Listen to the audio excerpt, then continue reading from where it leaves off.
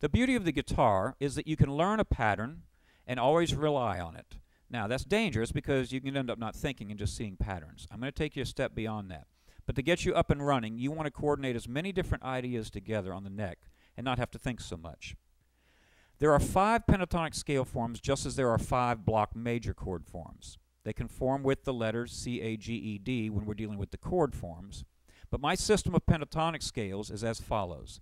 If you're playing a major pentatonic scale, your 4th finger will always be the locating root, and it will appear on strings 6 through 2. We won't use the 1st string.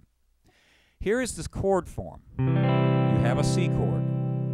Now down in open position, it looks different. You've probably tried it before where you learned something up the neck, and then you couldn't see it as readily when you went down to open position. All you got to do is subtract a number from whatever fingering you're using.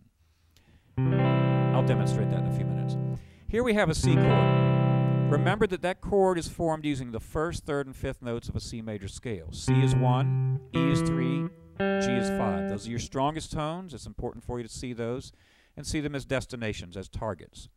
If we add 2 notes to a 3-note arpeggio, we're going to get a pentatonic scale. The major pentatonic scale would be C the root, D the 2nd or the 9th, E the 3rd, G the 5th, and A the 6th or the 13th. Our formula then is 1, 2, 3, 5, 6. You can remember the major pentatonic scale from that great tune, My Girl. But let's go beyond that.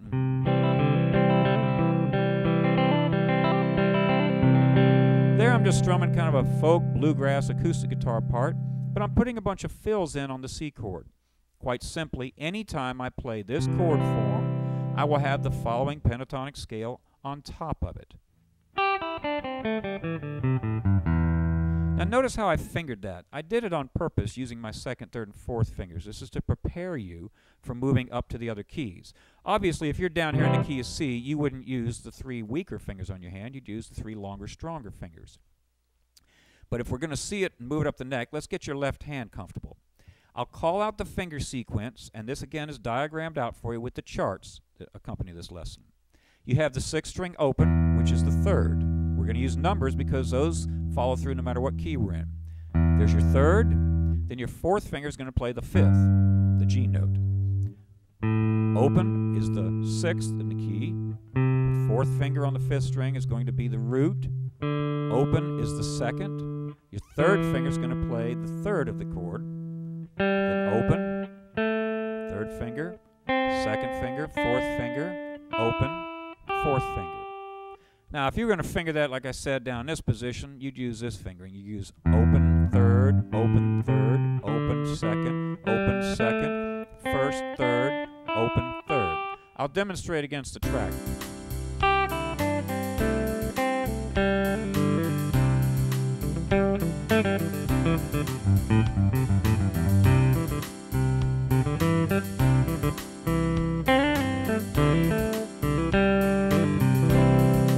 Everything I just played came out of that C major pentatonic scale.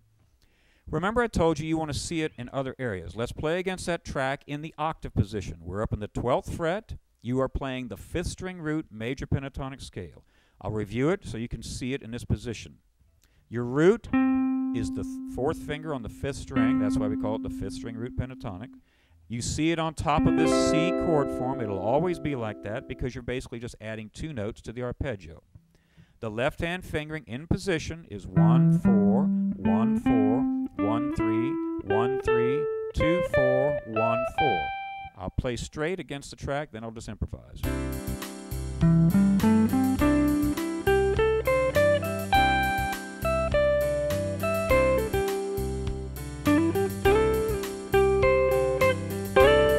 Where did that come from? I'm just playing strings, adjacent string. Those are just double stops coming out of the scale. Remember, you can mix in that you want us. And that's also where we came up with these licks. You take all of those fills and you move them. Then you have fills that would accommodate any key. Let's go back to our C chord when I played them down here. Notice we have 2 notes per string, so I could go what I would term low-high on any one of the strings. If I want to do that up here, do you see I have my C chord form?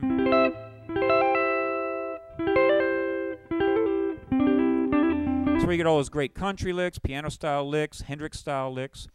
We have covered now the C out of the word cage, the C form chord. We've covered the major pentatonic scale.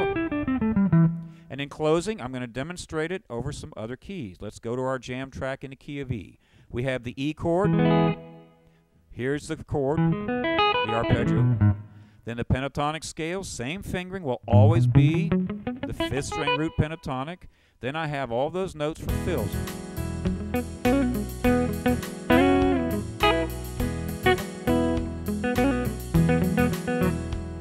That's all my rhythm work. If I'm soloing,